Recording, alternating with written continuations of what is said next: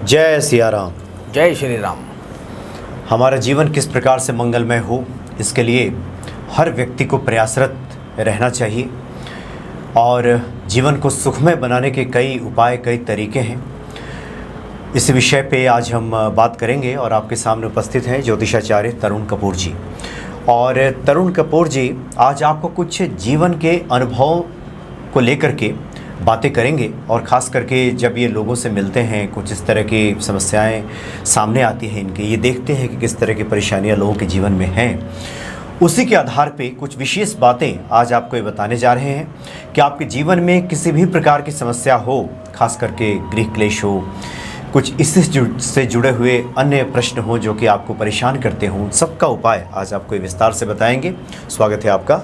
जय सिया राम। जय श्री राम जी।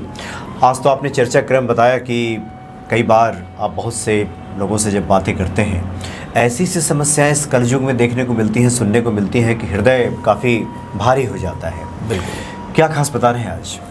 इसमें मनोज जी आज हम दर्शकों को एक बहुत खास प्रॉब्लम के विषय में बताना चाहते हैं। पिछले प्रोग्राम में जब हमने राहु महाराज और बृहस्पति देव का एपिसोड किया था, जिसके अंदर हमने गुरु चांडाल दोष के विषय में बताया था, तो उसी से मिलते जुलते टॉपिक के हमें कॉल्स भी आए और उसी में एक जिसको हम बोलते हैं कि गुरु के अतिरिक्त राहुदेव किसी और ग्रह को किस हद तक खराब कर सकते हैं कि घर में बड़े बड़े दुख, स्त्रियों को बड़ी बड़ी बीमारियां, घर के अंदर माता पिता या स्वयं जिनकी भी कुंडलियों में वह योग था, उसमें बहुत ज़्यादा परेशानियां हमें सुनने और देखने को मिली। इसके अंदर हम जैसे बात करते हैं कि जब भी जन्म कुंडली के अंदर राहुदेव, क्योंकि ये बहुत ज़्यादा शक्तिशाली ग्रह हैं, ये जब भी अपने शत्रुओं के साथ बैठ जाते हैं तो उस वक्त पर ये बहुत ज़्यादा उस जातक का नुकसान करते हैं।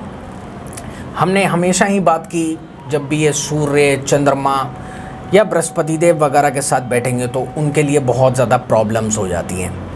लेकिन इससे भी ज़्यादा प्रॉब्लम दर्शकों हमने तब देखी जब उस घर की ना सिर्फ पुत्रियों को बल्कि उनकी माताओं को या फिर गृहिणियों को बहुत ज़्यादा दिक्कतें रही, या जिस जातक की कुंडली में ये योग रहा उसकी वजह से स्वयं उसकी ना सिर्फ हेल्थ बल्कि पैसों का भी बहुत ज़्यादा नुकसान, और जिसके अंदर लाखों करोड़ों तक के भी नुकसान हो जाते हैं, जिसमें इंसान को ऐसा लग रहा होता है कि अभी मेरा फ़ायदा हो जाएगा, परंतु एकदम उलट हो करके ये योग उन्हें बहुत बड़े बड़े क्षतिपूर्ण, जिसको हम बोलते हैं, नुकसान करवा देता है। और यह योग होता है दर्शकों राहु महाराज का और शुक्रदेव का। जैसे कि हम सभी जानते हैं कि जिस प्रकार से बृहस्पति देव देवताओं के गुरु हैं, इसी प्रकार से शुक्रदेव या शुक्राचार्य जी दैत्यों के गुरु हैं, और इनका हमारी ज़िंदगी में दर्शकों अच्छा होना बहुत ज़्यादा ज़रूरी है।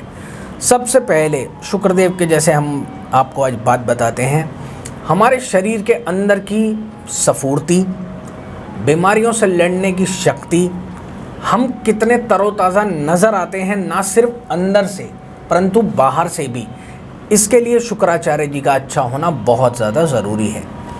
अगर हमारी बॉडी के अंदर अच्छे वाली स्किन हो, या हमारी स्किन ग्लो करती हो, या उसके अलावा एक बहुत इम्पॉर्टेंट चीज़, बीमारियों से और प्रॉब्लम्स से लड़ने की जो एक बहुत अच्छी क्षमता है, वो शुक्रदेव की वजह से होती है। रामायण काल में भी जैसे हम ये बोलते हैं कि शुक्राचार्य जी ने ही संजीवनी बूटी की इन्वेंशन की थी, उन्होंने ही इसे खोजा था। तो उनका अच्छे होने का मतलब यह होता है दर्शकों कि हमारी बॉडी के अंदर बहुत ज़्यादा इस प्रकार की कैपेबिलिटी रहती है जिससे हम दूसरों को अट्रैक्ट कर सकते हैं।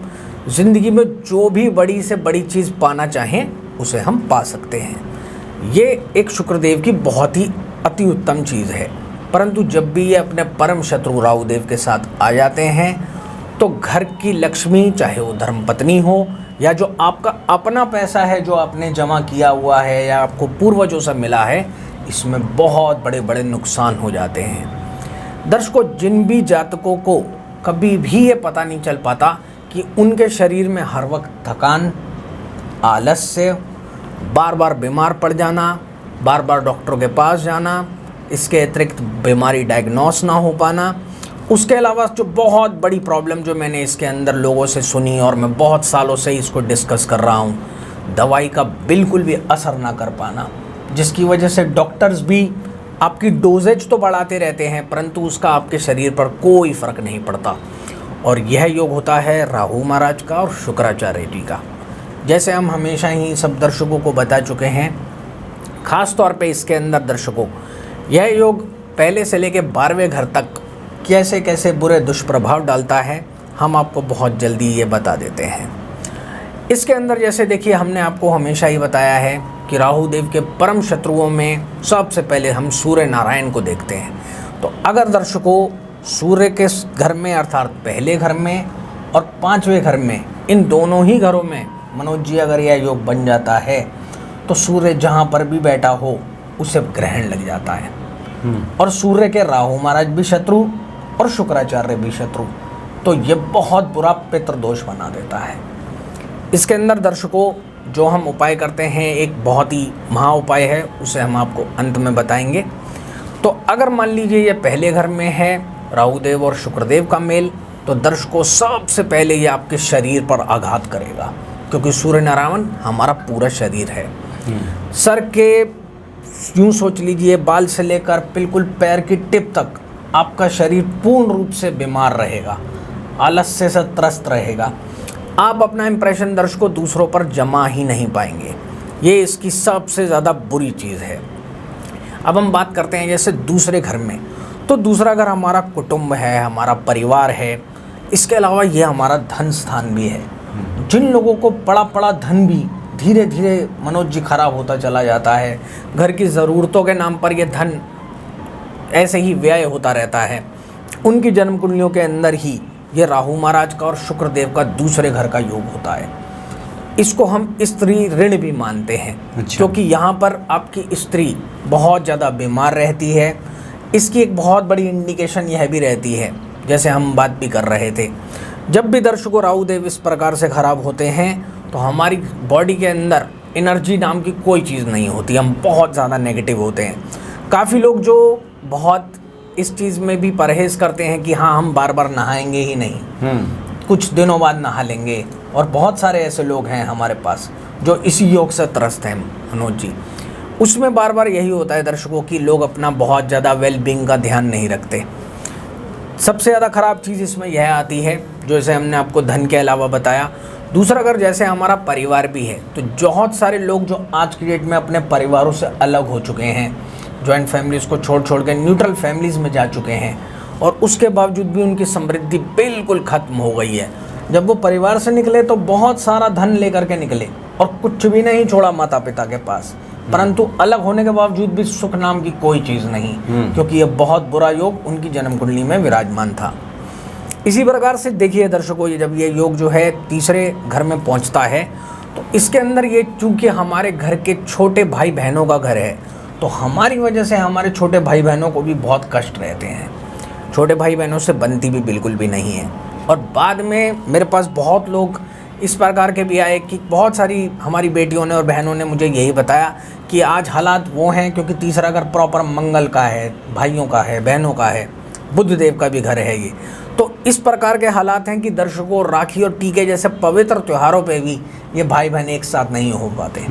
ऐसी बातें सुनकर बहुत दिल में एक यही चीज़ आई कि अवश्य ही सबको इसका निदान हमें बताना चाहिए। इसी प्रकार से दर्शकों जब ये योग चौथे घर में पहुंच जाता है, तो यहाँ पर घर में ही जितने भी सदस्य होते हैं वो एक प्रॉपर्टी को लेकर के आपस में ही झगड़ते रहते हैं।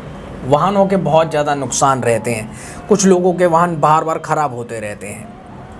इसी परिस्थिति में ये योग बहुत ज़्यादा दर्शकों तब खराब हो जाता है जब इंसान को बहुत ज़्यादा काले या नीले रंग पहनने की आदत पड़ जाए, क्योंकि आपने यहाँ राहु महाराज की शक्ति को बहुत ज़्यादा बढ़ा दिया। तो अब सबसे ज़्यादा प्रॉब्लम ये यही क्रिएट करेगा कि आपकी बॉडी में इस प्रकार का ही ऑरा लेकर आएगा कि आप नुकसान करते चले जाओ। लालच में पड़ के आप छोटे छोटे गेन्स को पाने के लिए जो एक असली मूल चीज़ है, जो हमारी मेहनत है या जो एक प्रॉपर रूटीन है, यह हमें शुक्र भगवान प्रदान करते हैं। तो इंसान उन चीज़ों से परहेज़ करके शॉर्टकट तरीके से अपने धन अर्जन करने की तरफ दौड़ पड़ता है। ये योग यहाँ पर बहुत ज़्यादा ख़राब होता है दर्शकों। इसके अलावा जब ये अब छठे घर में पहुँचता है, तो जैसे हम पाँचवें घर की भी बात कर रहे थे, मान लीजिए ये पाँचवें घर में ये योग है, तो उस घर के अंदर चाहे उस जातक के माता हो या पिता हो या वो स्वयं हो। इसके अंदर मनोज जी हमने यही चीज़ देखी कि उस जातक के भी और उसके माता पिता के भी अपने विवाह के बाहर बहुत ज़्यादा संबंध हैं, या यहाँ पर पहुंचकर शुक्र बहुत ज़्यादा कमज़ोर हो गया सूर्य के घर में, तो बहुत सारी स्त्रियां ऐसी थी जिनकी संतान ही नहीं है और विवाह को बहुत ज़्यादा वर्ष हो चुके हैं। इस प्रकार की समस्याएं भी बहुत ज़्यादा देखने और सुनने को मिली। यही योग दर्शकों जब छठे घर में पहुंचता है तो हमारे रोग, रिपो, ऋण ये तीनों ही बहुत ज़्यादा बढ़ जाते हैं। वैसे भी शुक्रदेव छठे घर में एक नीच फल देते हैं, जिसकी वजह से स्त्री की चाहे सेहत हो या जिस जातक की कुंडली के अंदर भी हो, उसके अंदर भी बहुत ज़्यादा एक काम न करने की अलगर्जी रहती है। अगर उसे 10 बार एक चीज़ बोलोगे तो वो बहुत मुश्किल से जा कर के एक काम करेगा। ये वाली बहुत ही मेजर प्रॉब्लम मैंने सुनने में लोगों से सुनने में मेरे पास आई। बहुत सारी लड़कियों ने जब कॉल भी किया, उन्होंने ये भी बताया कि मेरी एक बहन ने मान लीजिए स्वयं विवाह कर लिया तो उसका विवाह हो गया, बाकी 2 या 3 बच्चों का विवाह ही नहीं हुआ है और सब 1-1, 2-2 साल छोटे हैं और 8-8 साल हो गए विवाह ही नहीं हुआ। अच्छा। घर में जो केयर टेकर पिता होता है वो अपनी जिम्मेवारी ही नहीं उठाना चाहता। इसमें बहुत ज़्यादा एक खराबी देखने को मिलती है। इसी प्रकार से दर्शकों जब ये योग जो है ये 7वें घर में पहुंचता है, चूँकि ये हमारी डेली सोर्स ऑफ इनकम का घर है, यहाँ पर डेली सोर्स ऑफ इनकम बहुत ज़्यादा कम हो जाती है। इसके अलावा जिन भी लड़का या लड़की की कुंडली में यह योग होता है और उनका जीवन साथी उन्हें छोड़ करके चला जाता है, चाहे वो दुनिया छोड़ दे या फिर उन्हें छोड़कर किसी और के साथ अपना संबंध स्थापित कर ले, तो वो ये दर्शकों 7वें घर का योग होता है। इसी के अंदर हम राहु देव का शुक्र के ऊपर एक स्त्री ऋण भी मानते हैं। ये योग भी यहाँ पर बिल्कुल भी अच्छा नहीं होता है दर्शकों। इसमें जो सबसे ज़्यादा खतरनाक हम लोग जो योग मानते हैं दर्शकों, वो तब होता है जब राहु देव और शुक्रदेव अष्टम घर में पहुँचते हैं, क्योंकि ये मौत का हेडक्वार्टर है। अष्टम घर में शुक्र भी और राहु भी बार बार दर्शकों अनएक्सपेक्टेड प्रॉब्लम्स देते हैं। यहाँ स्त्री और पुरुष का जो एक जोड़ा है वो अपनी जिम्मेवारियों को किसी भी हिसाब से उठाने के काबिल नहीं रहता। घर में इतने बड़े बड़े नुकसान होते हैं और वाकई में मनोज जी जो लोग बहुत ज़्यादा समृद्ध रहे, लखपति या करोड़पति रहे और उनकी ज़िंदगी में बार बार बहुत मेजर प्रॉब्लम्स आई और जिनका उन्हें कभी भी प्रॉपरली सॉल्यूशन नहीं मिला, एक समस्या ख़त्म नहीं हुई और दूसरी सामने आ गई, तब मनोज जी ये शुक्राचार्य और राहु देव का अष्टम घर का बहुत ज़्यादा बुरा योग होता है। अब हम जैसे दर्शकों बात करते हैं जब ये योग 9वें घर में आता है तो उस वक्त पर घर के बड़े बुजुर्ग, उनकी आयु का कम होना, उसके अलावा घर से संस्कार टोटली चले जाना और सबसे मेजर प्रॉब्लम बड़े से बड़े और अच्छे से अच्छे घर में उस पूरे ही घर के लोगों की किस्मत ना चलना, क्योंकि 9वां घर भाग्य स्थान भी है। तो इसमें बहुत ज़्यादा दिक्कतें रहती हैं। यहाँ पर भी स्त्री सुख हो या घर के अंदर किसी का भी प्रॉपरली एक से दूसरा मकान बनाने तक का भी योग इसमें बहुत ज़्यादा वीक हो जाता है।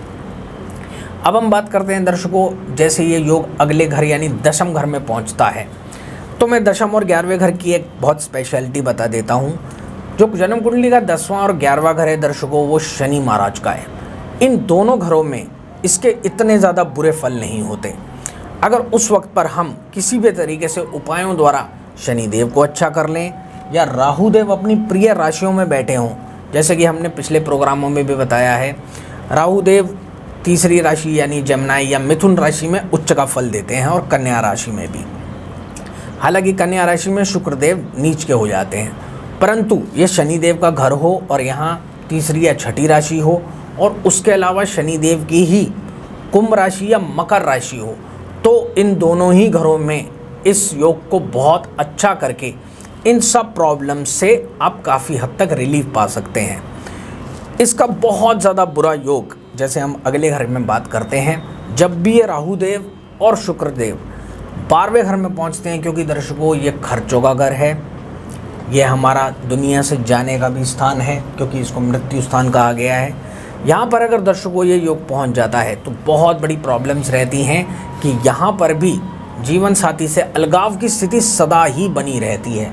और जिन योगों के अंदर दर्शकों स्त्री को पुरुष या पुरुष को स्त्री की वजह से जेल यात्रा तक भी करनी पड़ती है वो यही वाला घर होता है, क्योंकि यहाँ पर आपका जीवन साथी आप पर झूठे इल्ज़ाम भी लगवा देता है। तो इस प्रकार से दर्शकों ये 12 के 12 घरों में केवल 10वां और 11वां घर ही है जिसमें ये योग ठीक या अच्छा फल दे सकता है। अब हम बात करते हैं इसके महा उपाय की।